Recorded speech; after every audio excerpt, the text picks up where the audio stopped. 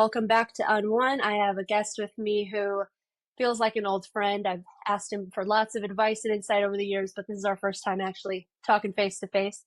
Welcome, Casey. Murph, thanks so much for joining me today. Thank you for having me on today. Oh, pleasure's all mine. You've had quite a career. You've got lots of stories. I'm excited to dive into it. I know just a little bit about what you've done, but overall, your life story is one of a outdoorsman and a rancher, and you've run into a lot of government overreach from various agencies. So we're going to talk about some of what's going on with you in Arizona today, and also just some of what you've experienced in the past. But first, where are you at today? Where are we talking to you from? I am in Navajo County, Arizona, and so that's 80 miles east of Flagstaff for anybody who might have an idea about Flag. Beautiful. Is that where you grew up? I grew up right here. Yeah, the family has been on this place for 5 generations now. Very nice. So you came into ranching, honestly. You grew up in this lifestyle. Yeah, I grew up right here. My family were all ranchers, and I was one of those kids that you always hear people talk about being born 100 years too late. That really was true with me. I Mm. always, have you ever seen those movies where people are brought into some type of a time warp and they end up 1,000 years in the future and they just feel like an alien and that's really how my whole life has felt since I was a kid. Mm. Man out of his time, but you're here to help us remember what matters, I think. I think you're here for a reason. Well, yeah, I like to think so. I like the idea of that. Yeah, me too. I'm glad you're here to, remind us to some of the old ways. And you've done that kind of in your career. So I want to hear how you got into this because I imagine, leading the mule string at the Grand Canyon, which is what you did for some years. I don't know how many, but you were running it when you left. Right. Interacting with tourists every day, you probably got to show them a side of life they weren't overly familiar with. What was that like?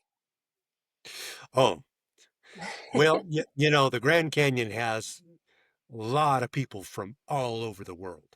Yes, sir. And and we didn't necessarily have a lot of that directly on our mule rides because I had a policy where they had to be able to speak fluent English so that they Okay. could understand our instructions in an emergency without delay. But we passed literally hundreds of hikers on the trail from everywhere in the world. Yeah, you really get a pretty good idea of how things are in other parts of the world, being at a place like the Grand Canyon for sure. I'll bet. How did you get into that? Well, okay, so I graduate high school. I didn't know what I was going to do. My folks had me go to college and I hated it. After a couple of years, I decided I didn't want to do this. I wanted to be a big game hunting guide. So I went up to Wyoming and I was learning how to pack and learning how to shoe better than I could.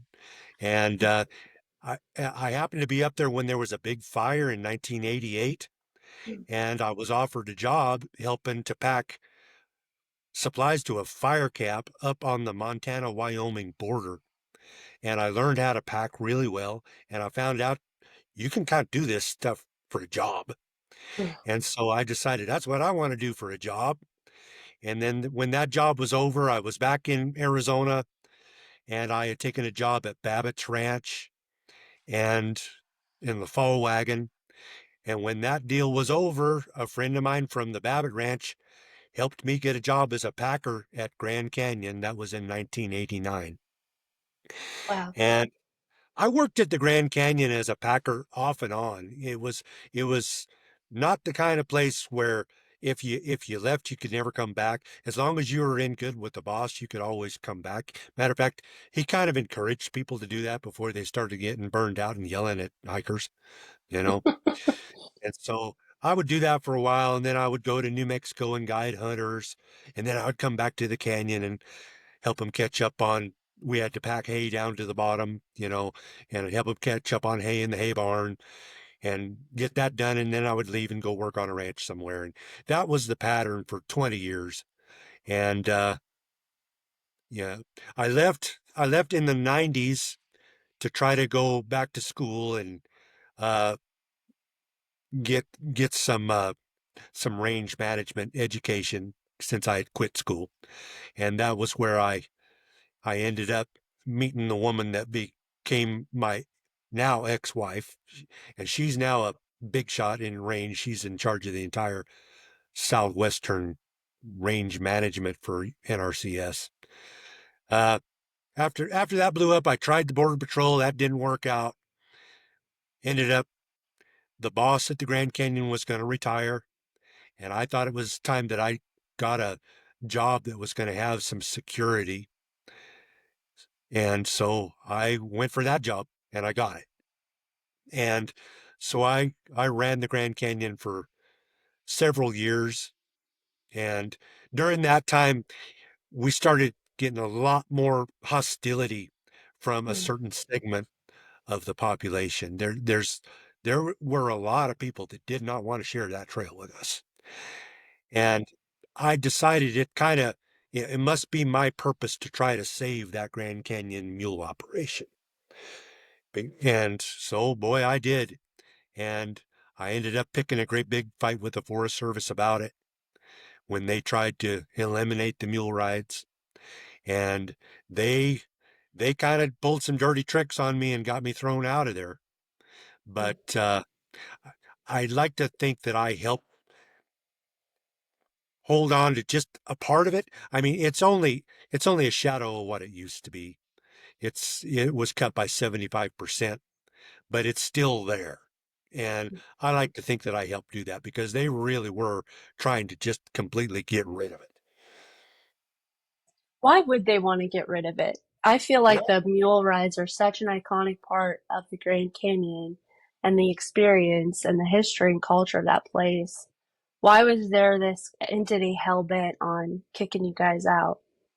well, that was the feeling I had, and there that actually the majority of people in this country share your feeling Yeah, about it. I agree with you. I think most people want that legacy and culture. It's part of who we are in the West and as Americans. There is a subset of the population, and they're kind of hardcore. They're the kind of people that donate money loyally to the Sierra Club Mm. that don't like there being livestock, not only at the Grand Canyon, but in the Sierras and in Montana. They don't like to hike up in there and see horses or mules, and just they don't want them there, and they try to get them thrown out of there. And there in 2007, there was a new superintendent hired that had a strong affiliation with the Sierra Club and was an advocate for that mindset. And as Mm. soon as he went to work straight away trying to get rid of that mule operation. This is And a superintendent of the Forest Service or the Park Service? the National Park Service, his name was Steve Martin. Okay. He was hired in 2007. And I didn't know anything about the guy at first, but my early inkling of what I was about to experience with him came one day when some people who had been on the ride came up to the office. Now, I used to tell people if they had any kind of problem on the ride, anything that they experienced they thought I should know about as the boss, I encouraged them to come to the office and tell me about it. So they came up to the office after the ride was over and they asked to speak with me privately in the office. And they told me that they had an encounter with an extremely hostile hiker and his party. And he said that that extremely hostile hiker identified himself as the superintendent of the park. No kidding. And they told me that he told everybody right there that he intended to throw those mules out of the canyon. He Now told the he's, guests this. yeah, that's what the guests said. Wow. Now the superintendent denied all this, but I knew it was true. And Mm.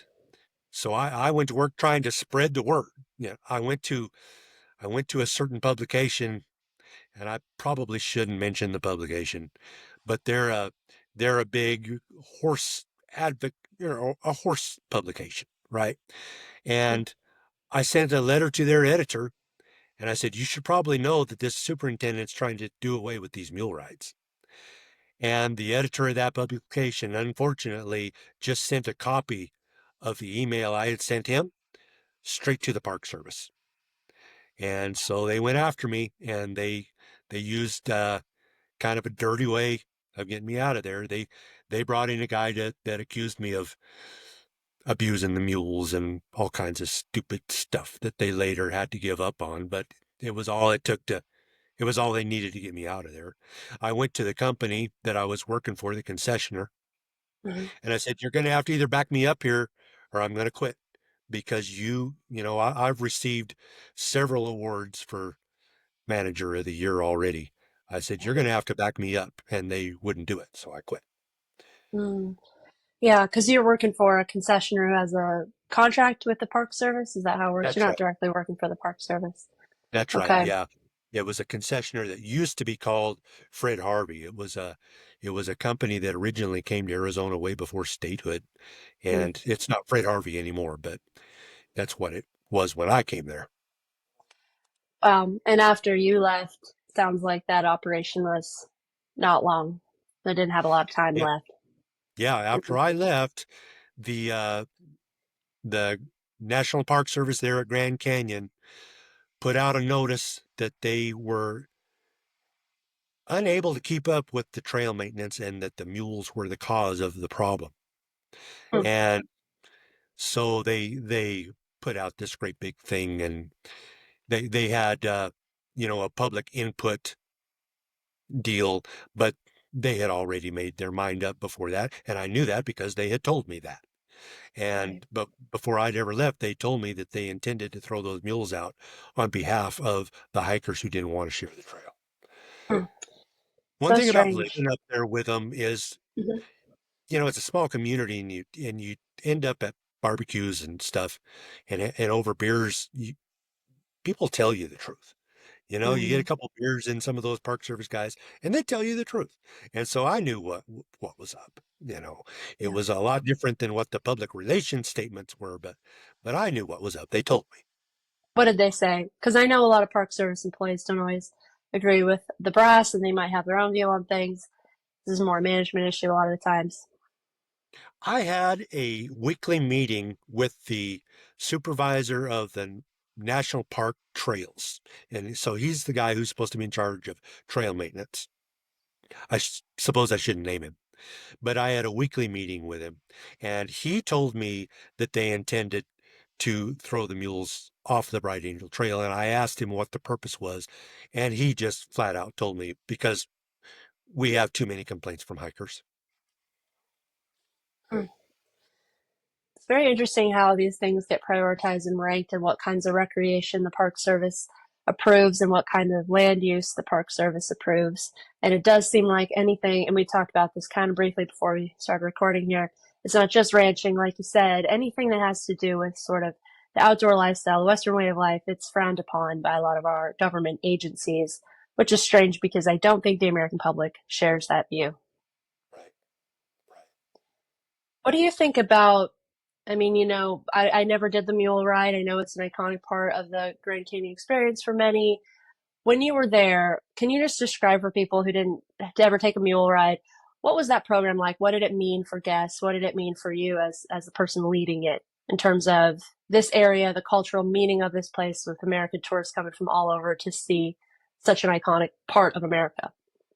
Well, I'm really into history. You know that. Yes, I do. Uh, and that was a big part of the Grand Canyon deal for me. Those trails into the Grand Canyon were built originally for mules to use. Uh, Originally, they were mining trails. They built those trails. They started building them in the late 1880s to access the inner canyon for mines. And prospectors didn't really find much. But by the turn of the century, there started to be a interest in the place for tourism. And a lot of those guys who were already there, for instance, a man named John Hance, he was already there. He was trying to mine, and he saw the opportunity with people showing up and wanting to get down in there.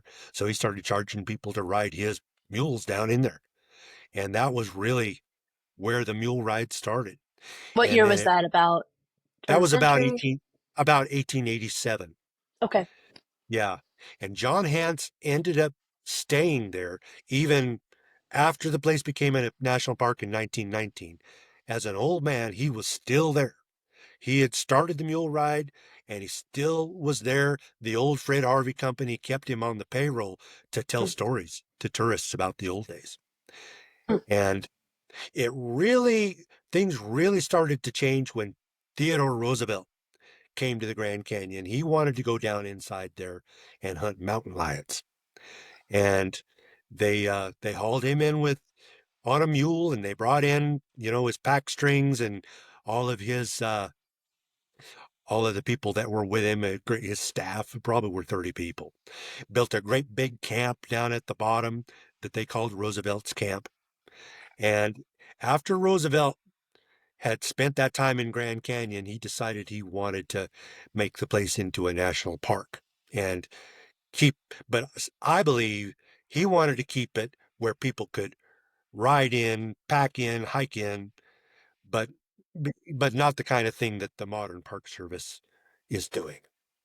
right. Well, that was his experience. He was a hunter and Right. a rough rider and all this. So, of course, that would be his vision for protecting the culture and also the place itself and how people used to experience it. What about the native history in that area? Were the tribes using horses to get down in the Grand Canyon or mules? Inside the Grand Canyon in modern times, since about the 1500s, there's only been one permanent group of natives that have lived down in there, Is and that like a those sheep are herding group or something like that? not they're Havasupai. In the old days, they really didn't have livestock. They they lived down in the canyon next to water sources, and they would grow some subsistence crops, and they somebody at some point, and I'm not sure who did it, but somebody brought them peach trees, and they had orchards down in there. But they were kicked out of where they lived in the national park part of Grand Canyon in the early 1920s. They were asked to leave the inner canyon. There remained Havasupai in a different part of Grand Canyon, and they remain there today. But where I used to ride in the national park, the Havasupai were evicted. I believe it was in the 1920s. Prior to the Havasupai, there were ancestral Pueblans throughout the Grand Canyon, but they abandoned the area probably around 1500. A lot of people call them Anasazi or Okay. ancestral Pueblans or proto Pueblan people, probably related to the Hopis. We don't really know why they left, but they did. Hmm. So, as a guide and knowing your love of history, I imagine sharing this kind of history with the guests was an important part of what you did. I suppose that's probably why part of the reason why I'm kind of into history and into researching Mm, history because it was part of my job there. mm, I didn't mhm. really think about that connection before right now, but yeah, it was part of my job for years to try to learn as much history as I could so I could share it with people because people like to hear it. Yeah. Yeah, it was a big deal. Out on the Dude String. Have you ever heard that song, Dude String Trail by Dave Stamey? Oh yeah, of course I have. Dave, Of course I you have. I want to meet Dave Stamey sometime. I like his stuff. Oh, he's so cool. I've just met him one or two times, but yeah, get a little starstruck. But yeah, I helped out on a dude ranch one fall, and that song just always cracks me up. I imagine you have a lot of stories taking people on a ride like that. That's not your normal dude ride. You probably would love to see some level of experience from the people getting Well, on your mules. most of those people had zero experience. They That must they, have they had, been it baptism was by fire.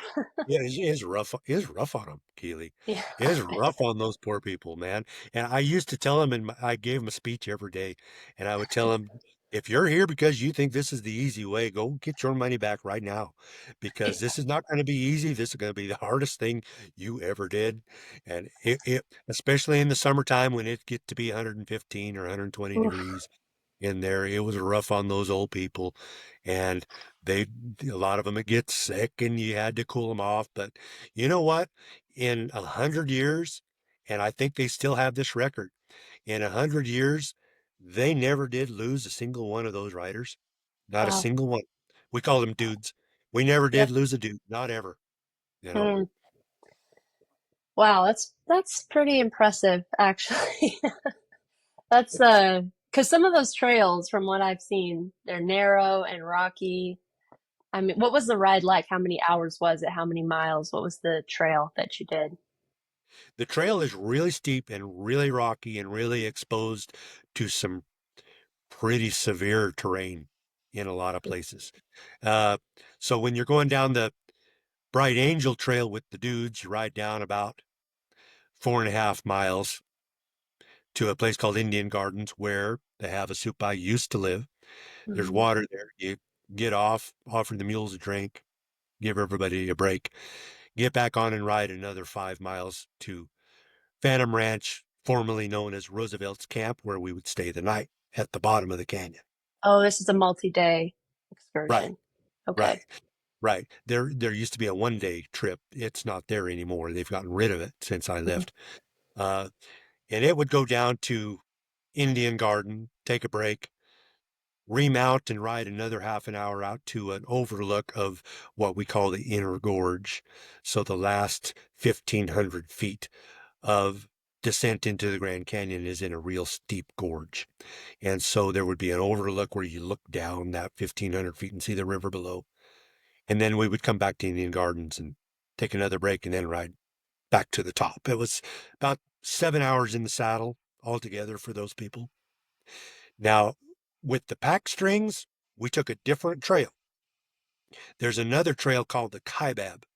It was built in the 1920s, and it is a more direct route, and it's way steeper and way more exposed and frankly quite a lot more dangerous. Mhm. But it's fast. In the summertime with pack strings, it was important that you got down there as quickly as you could because your produce and stuff would spoil if you Right. didn't make it down there real early and get down there really quick. And so we could get down with the pack strings from the top in about total in about 4 hours. We would unpack, uh, pack up trash, and bring all the trash and empty beer cans out. Mhm. And in about 5 hours, we'd be back up to the top. Gotcha. And if folks want to do this now, what does that look like? Can they still go, or it's just really slimmed down? It's really slimmed down. We used to be have a year-long waiting list when I was there, and that's when we brought 40 people down on mules a day. It has now been reduced, I think, to a total of 10. And so I don't know how that looks now with the waiting list since I've been gone. It seems to me like it would be really hard to get on now. But but maybe not. Maybe, people do it every day. They take 10 people down every day still. And Mhm. so you can probably get on the website for a company called Xanterra and find out. They're the one. That's the name of the company that runs the mule operation now. Mm. Okay. So if you had a waiting list like that, in spite of how tough it was, people obviously loved this and went, did this experience. It must have been, I can imagine for someone, if you've never ridden, you've never had an experience like that, you've never taken horses out or mules out in country like this, and probably was like a highlight of, I mean, truly like a life-changing, incredible Right. experience. Right. Well, yeah. And a lot of people have been to the edge of the Grand Canyon, and it's quite spectacular, but it's a whole different deal when you're down in the bottom looking up. I mean, Mm, it really is an amazing place. wow. And what's it like to share the trail with hikers? I mean, I'm sure it's doable if you did it for so many years, but why would that distress hikers so much?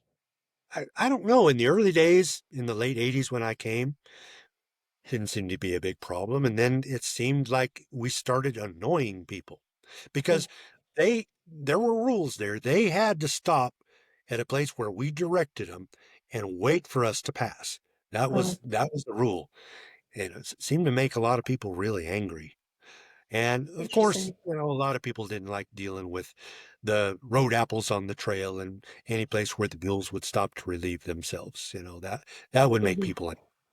And over the years, it seemed like more people just got more and more angry, and it got to the point where some people would just scream at us and curse at us, and it got Oh, really stupid with that. It wasn't everybody, but it was enough that it happened every day. isn't that weird? I was thinking about that when you're talking about how this started back in the, late 1800s. because we've sure changed as a country since back then, where everybody had at least some familiarity with livestock and horses and animals like that. So it wasn't such a jump. It wasn't such a huge occasion to take a mule train to see something beautiful. You had some experience Right. with livestock, but now you just don't have that. People don't. We've really lost touch. Most people don't have a grandparent with a farm anymore. They just don't have any connection with what animals look like. I mean, I can't really imagine being bothered by some road apples. That seems like Right. Right. natural and normal, but for folks to be that distressed, it does show something bigger about how we've changed as a country. Oh yeah, the whole world is, at least in the first world, we've become so urban. I mean, guys like guys like me and people like you, we're we're really unusual now. Mm. It makes me sad. I don't know if this is was ever part of your view and you're just working a job, but did you ever kind of see that as an opportunity in your job to connect urban people to the Western lifestyle? Was that ever something that you were conscious of when you were running this string? Absolutely. Really? Matter of fact, Mm, yeah, when I was the boss, I thought that was probably my calling by God. That's what I'm supposed to be doing. I'm mm, supposed to be an ambassador for my culture and my way of life to people from the city and people from other countries and stuff. mm. I took it kind of seriously. Oh, I love to hear that. Well, you said you never lost anybody, but did you ever have any close calls? You got any stories of a hairy time, a hairy ride out? Putting you on the spot. Yeah, I mean, yeah. There's a few wrecks. I got a few people banged up. Uh, you're gonna have some of that. The worst wrecks I had were with pack mules because the pack mules are always the bronky ones, you know. And yeah, I had a couple of wrecks where I worried about losing my life a couple of times. Part of it was scary because with the pack mules, we're going down way before daylight, right? And Hmm. you can't Hmm. see. And I remember one time I was coming down and it was way before daylight and I was by myself. Don't know why I was by myself. I hated packing by myself, so when you're by yourself, you don't have anybody to help you when you're having a wreck, right? Right. But I was by myself this particular day, and for some reason, on a real bad part of the trail, my mule was balking. She didn't want to go, and I was trying to make her go. And I used my spurs on her to try to make her go down the trail, and instead, she just jumped off into the blackness off the side of the trail. Just jumped right off into the blackness. And I bailed off, I'm trying to roll off and I felt my foot tugging on something and I thought, man, I'm getting hung up in my saddle. I'm going to get drugged to the bottom of the canyon. It's going to be horrible. But I came loose and when the smoke cleared, she was fine too. She was down on some scree. She hadn't gone on off a cliff. She was down there in the scree and the rocks trying to graze on Mormon tea and stuff. And then she realized she was off the trail and she just scrambled her little butt right back up there. And I got back on and brought the string down. And but I had a little bit of a I felt what it was like to feel like, yeah, I'm about to get killed here. You know, Oh, I had a gosh. I had a few wrecks, but that was the scariest one. Yeah, that makes me sweat just thinking about. Were you always a mule guy, or is this a development from working here? Nah, no. When growing up, we only had horses, and I didn't get into mules until I started learning how to get into guiding and outfitting and that kind of stuff because they use a lot of mules in that. Yeah. And I had a lot of real early. I had a lot of difficulty getting along with mules, and Oh, they're they, different. yeah, They're a whole different thing. they, they taught me patience. They taught me some patience. Now they taught me to keep my temper and be patient because you can't get mad at a mule and make a mule do anything, you know. And I think it made me a better horseman though because I apply that same stuff to horses, and I find it works good on horses too. My dad's a vet. I think I told you that. And he's his Yep. thing with mules. He says a mule will be your friend for 20 years to get one good kick in. Yeah. Yeah. Sounds about right. That's exactly true. They seem to remember stuff, and because, They you remember know, the vet, so you got to watch out if you're the guy with the needles and stuff like that. They remember right, you. right. You remember that guy. If he's wearing the coveralls, that means you probably better kick him. Exactly, exactly right. All right, so you left around 2008. Is that right? That was your last I year at left the. I left in 2008. Yeah, I got an ultimatum by the company that I was going to be suspended while they looked into the situation between me, and I had some a heated exchange with a inspector that came over and had a lot of bad things to say about how I ran things. Hmm. And when the company said that they were going to suspend me, I knew what that means because I'd been the boss and I'd suspended people. And so I said, well, if you're going to suspend me, then I'm going to quit because I know what that means. Okay. And then I quit. And then they stole the company computer. And the reason why I think they did is because I had a lot of stuff on that company computer that would exonerate me from the things that this inspector had accused me of, you know. Mm. And Like yeah, what kind of things? Letters, well, emails? like one of the things he brought up in a complaint about me was that I was storing my hay outside and it was getting mold on the bottom of it. Well, I had a long email chain with my supervisors and with the Park Service people about this. What had happened is originally we put all of our hay up in the loft, but some architectural inspectors came. It was a historic barn, and they said you can't store hay in this loft anymore. It's not going to hold it. Mm. And they wouldn't build me a new place to store the hay.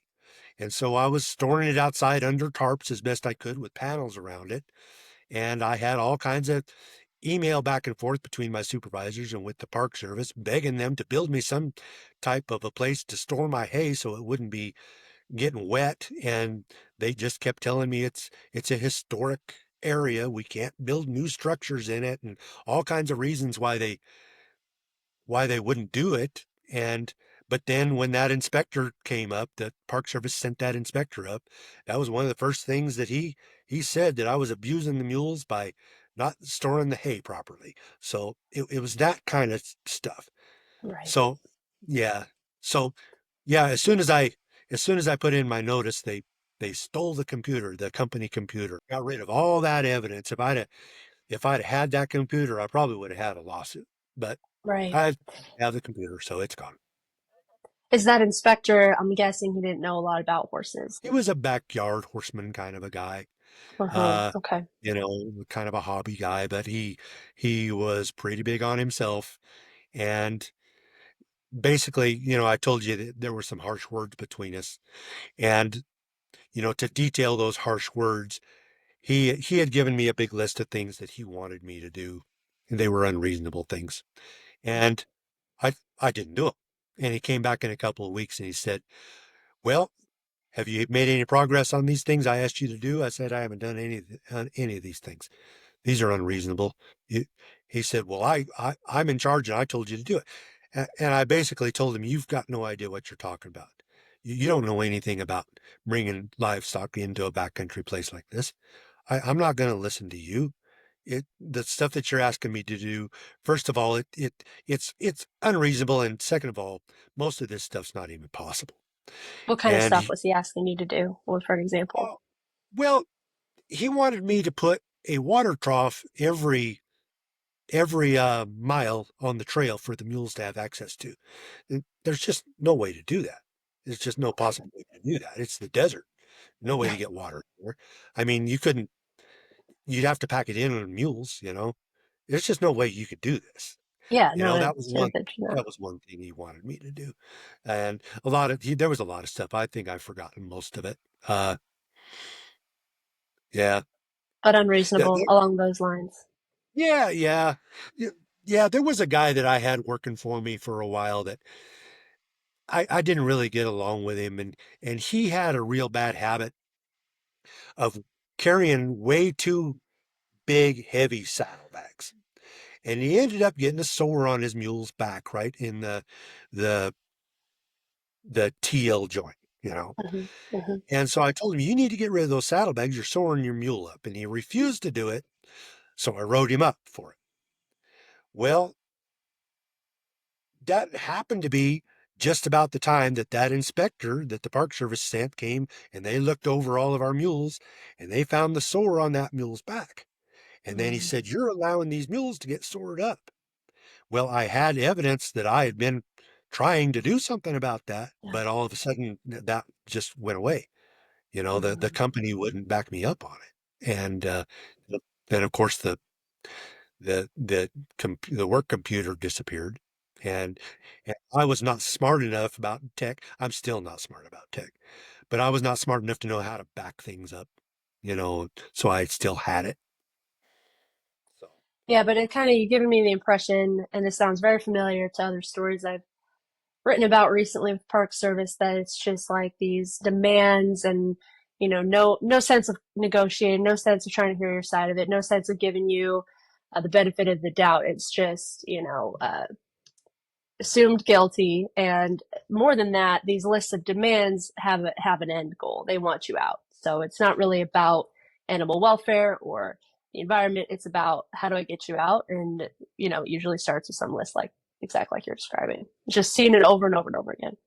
yeah, and to be fair, it was not like that before at the park. They were always supportive of us until the very end, and Tell Steve then Martin.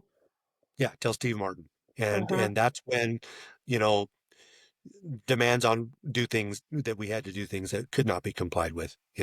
Yeah. And yeah, yeah, yeah, it was just like you said, it was they were putting impossible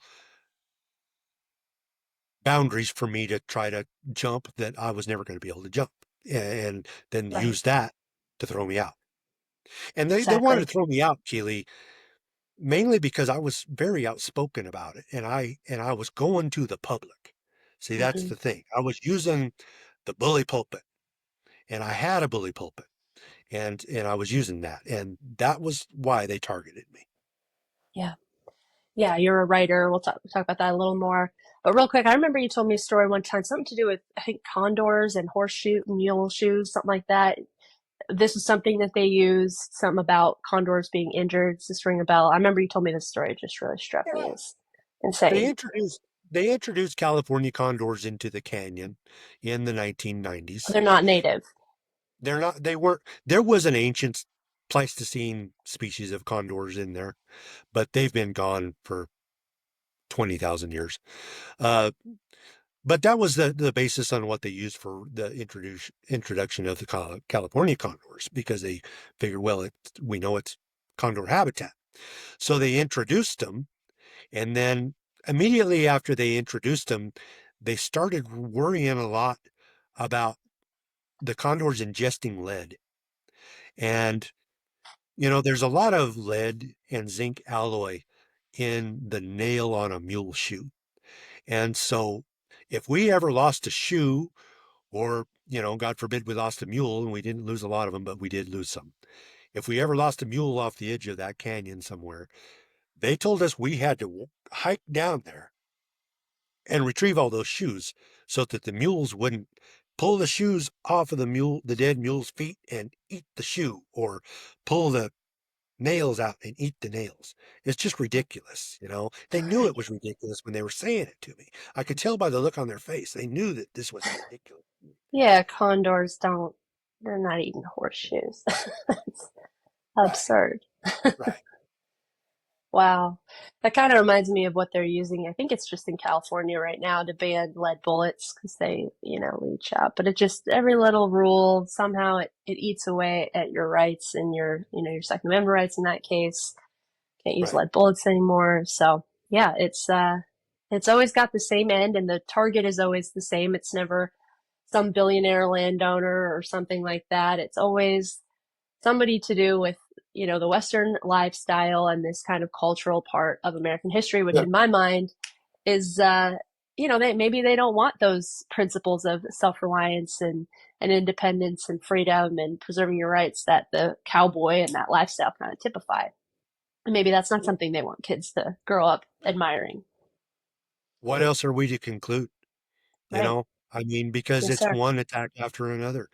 It started out the cattle are going to destroy desert tortoises, And now they're just smashing desert tortoises to build solar farms on the same land they kicked that rancher off of.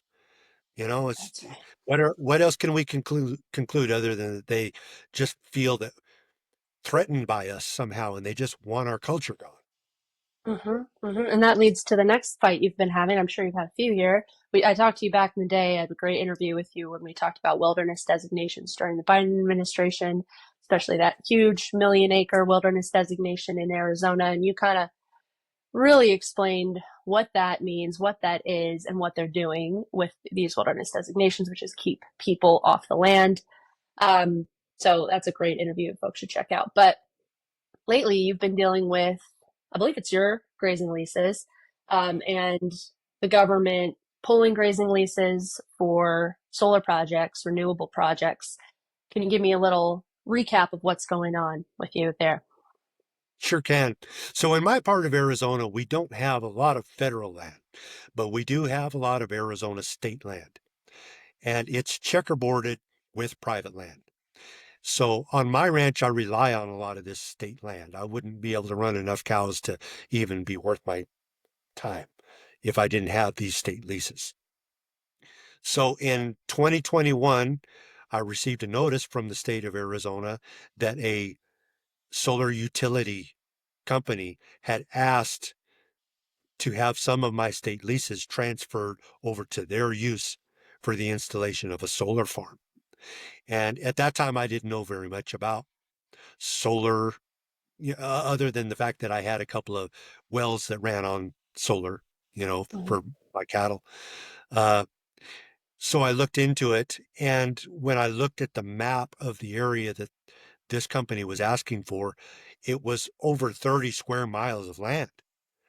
And I couldn't believe that they needed that much land. I thought they might want 100 acres or something. No, they needed 30. They wanted 30 square miles of land.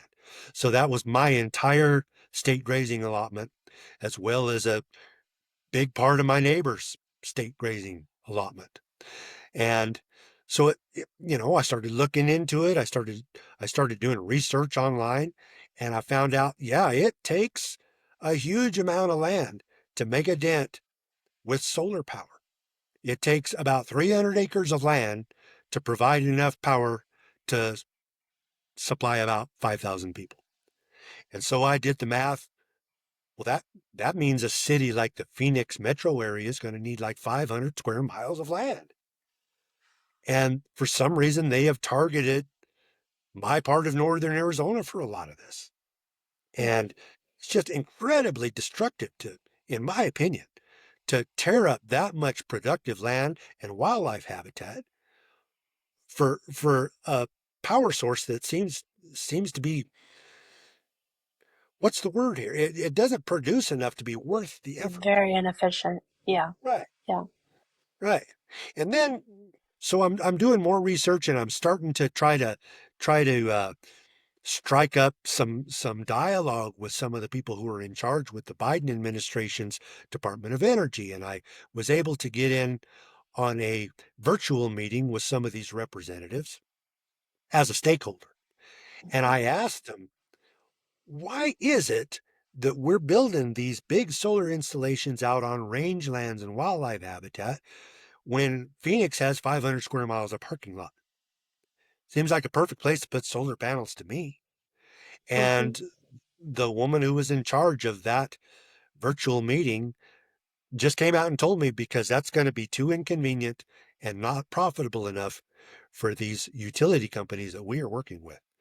So she basically just said we're going to, that they don't have a good reason, right? I mean, I realize convenience and profit is a motivating factor, but if we're going to destroy hundreds and hundreds of square miles of land that is productive over this, we really should not be worrying so much about the convenience of these utility and industries, in my opinion. Yeah, I think it'd be hard to disagree with that. You're raising food, you're feeding Americans, and that it can't be done on a parking lot. So Right, you're the one right. who doesn't have an option here. Um, and so this is happening in on federal leases, BLM, U.S. Forest Service, or Arizona, because you're meeting with Biden administration reps. Right, right, because the Biden administration was funding these projects Okay. through the Okay. Inflation Reduction Act money. That's Right. why I was talking to those guys. But Got it. where I'm at, it's on state land, but elsewhere in Arizona, they've been doing this on Bureau of Land and Management land. Uh, Okay. there's an individual that I'm acquainted with down near a community called Buckeye that has Mm. had his entire BLM allotment taken from him uh, for one of these solar farms. How big is his allotment? You never ask a guy how many cows he runs, but Sure. but in discussing it, it had to be, it's that desert country around Buckeye. It's going to run 80 acres to a cow, so we're probably talking 20, 25, 30 square miles. Wow. Wow, that's gonna put a huge dent in any operation. So, and if people don't know this, a lot of times, like you said, it's checkerboard patterns. You can't even access your own land without crossing over a state or federal land. So it's just, it really hurts ranch operations to lose these leasing agreements, grazing leases.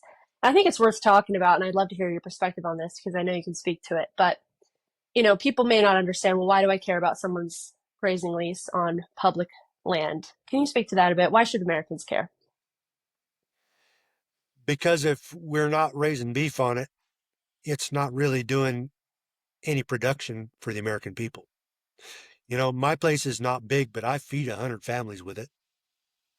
And, I know a lot of people nowadays don't eat beef, but beef is pretty nutritious food. And last I checked, there's 8 billion people on the earth, and that number's growing. Pretty soon it's going to be double that. We don't have extra land laying around that we don't produce food with. We need to be producing food on every acre of ground, or we're going to have huge famines. Something bad's going to happen. Yeah, well said.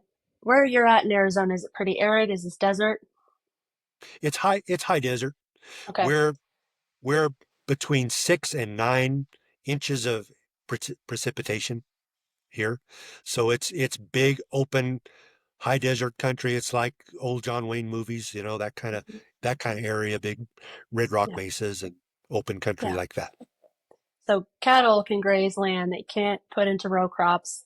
It's Right, rugged, doesn't have a lot of water, and they turn it into one of the most nutritious, incredible foods you can right. eat. So that's why it matters. And when Teddy Roosevelt and those early founders of the conservation movement, when they envisioned public land, it wasn't just to look at, it wasn't just to hike, it wasn't just to rock climb.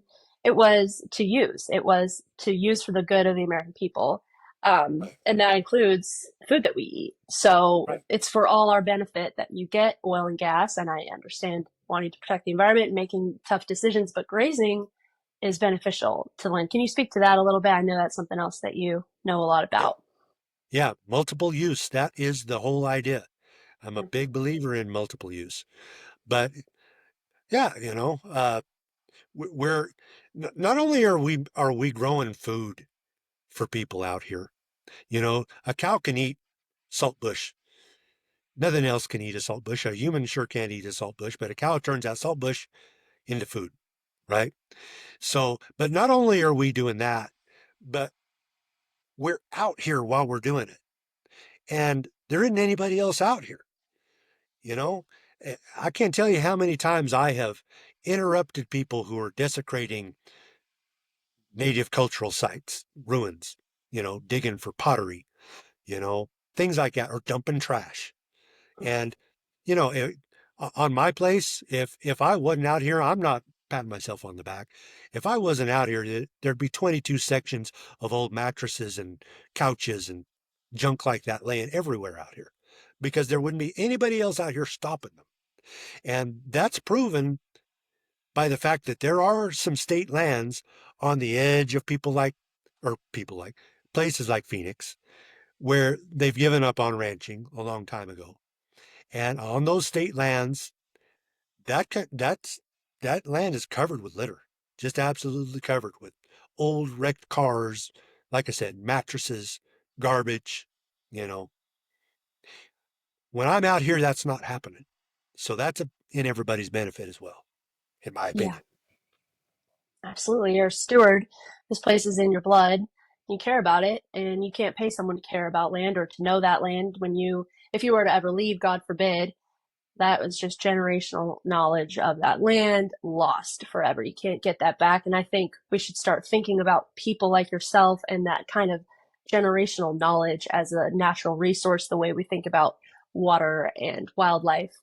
The people who have taken care of that land need to be protected too, because they take care of that land for all of us. So I absolutely agree with you. And I think, you're also just an example of a culture that's important to America that we are losing. When I first started on one of the reasons I wanted to start it was because I grew up in a very rural area and then I went to school in a city.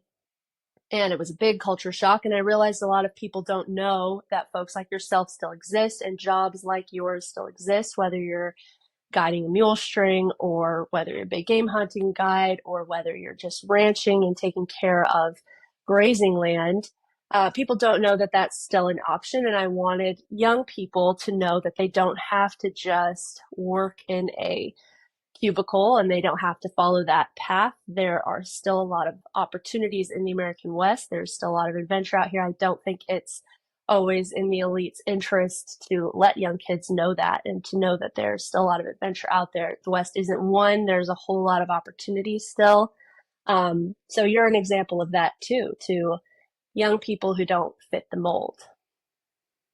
Yeah, yeah. Let kids know. Let kids know you can do this. I did it. There's still jobs out there. I mean, it's being a cowboy. It's hard to support a family with it. You might not want to do it for the rest of your life, but you might want to spend some years doing it. You'll be better off for it if you do. And believe it or not, a lot of these ranches are pretty understanding with people who don't have a lot of experience. Matter of fact, a lot of places, and I was one of them, I would rather have somebody that I could teach than have somebody show up who thinks they know everything, but everything they know is wrong, you know?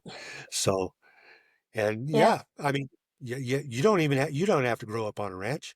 You can, if you've got a desire to work hard and a willingness to work hard and will learn, you could do this. You could make a living as a cowboy or a mule packer into a national park or national forest wilderness somewhere, you know? that's right. Yeah. Yeah, those things are still out there for you. That's well, who settled the West in the beginning was a lot of people who came from the East. So that's part of that story too. And we're losing a lot of generational ranchers. The kids don't want to take over the business anymore. People don't want to stay in agriculture. So there's a need to encourage that. And I'm sure that probably inspired a lot of kids when you ran the Grand Canyon mule rides. And probably a lot of kids came away with that memory and that was important to them. And just another example of something that we lost with losing that program, um, that that had a ripple effect. Yeah, yeah. I like to think that I inspired some kids. I Oh tried yeah. to. Oh, I'm sure you did. Yeah, I'm sure you did. So you did a recently. I saw you spoke at a town hall meeting. You've been speaking up a lot about losing grazing leases for these solar projects and renewables. I don't know if you have wind projects as well. Is that another issue you're dealing with? Oh yeah, not on my allotment, but really nearby. I can see a bunch of giant wind turbines from the window of my house here. They're huge. They're taller than any big building in Vegas. They're just absolutely enormous, and they're as thick as trees on the ridge line there. It's I don't hate the wind stuff as much as I hate solar because you can still kind of ranch around it. But I'm Uh-huh. still not a fan because they tore up a lot of stuff to do this, and I'm not seeing eagles anymore, Keely. And I used to see eagles, and you know, I used to show them to my kids when we'd see them in the wintertime when the eagles had come through on their way. And I was kind of looking forward to maybe having grandkids someday and showing them eagles. I'm afraid I might not ever see an eagle again, and I know it's because of those turbines. Yeah, they're more dangerous to birds than a horseshoe nail, that's for sure. Sure. Yeah.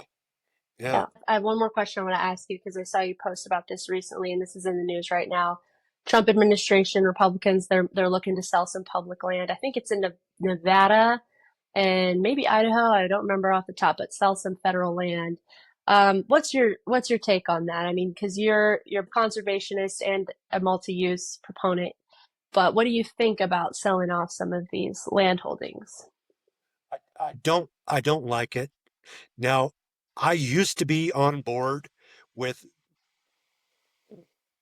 the federal government handing all this property over to the states because I thought they could manage it better. But since what's happened to me with this solar stuff and this wind turbine stuff, I don't know that I'm in that camp anymore. Mm. I think these lands are belong to all of us, the people, and we should be holding on to it and using it for multi-use. If you sell that to a developer, well, that's somebody's grazing allotment. Not to mention someplace where where somebody's family for 5 generations has gone there hunting deer or antelope. In Europe, regular people don't get to experience that kind of stuff because everything's private land and there's only a few national parks, and they'll allow you to go into a national park and hike, but they won't let you hunt, and they'll regulate everything and watch you like a hawk. America is one of the few places where a regular person can get on a horse or hike and go into the wilderness and fish and camp and hunt and live like Kit Carson did, you know, and you don't have to be a billionaire to do it. I think we need to hold on to that for people. Like I said, though, I used to think the states would be better at it. And I used to think, well, let's turn it all over to the states because if the states try to sell it off, we'll go to the governors and we'll stop them because we have more direct access to governors. But since Katie Hobbs became the governor of Arizona, I don't know that I believe that anymore. Mhm. Yeah, that's a great point. I think about that a lot. It's kind of our birthright in England. Some say that's the story of Robin Hood. He shot the king's deer for the poor, starving people. And in America, you can hunt, and that's part of what makes us free and part of what makes citizen sovereignty a reality in this country. So, yeah, it's giving that up is something we need to think through carefully. I understand having to balance growing population and all this, but I think you make some very good points. And coming from California, I can't disagree with you on state management not necessarily being a lesser evil in many of our Western states, unfortunately. Right. Yeah. Well, Casey, I learn so much every time I talk to you. I really appreciate your time. You do write. I'm very curious to know which magazine this was that sold you out like that, but I won't put you on the spot. But you do write for a great magazine, Range I'll I'll Magazine. I'll DM it to you so you know. Yeah, Uh, I do want to know. I'm curious. yeah, yeah. But you write for Hey, Range Magazine, which is great. Everyone should subscribe to that. And I know you're a regular writer there.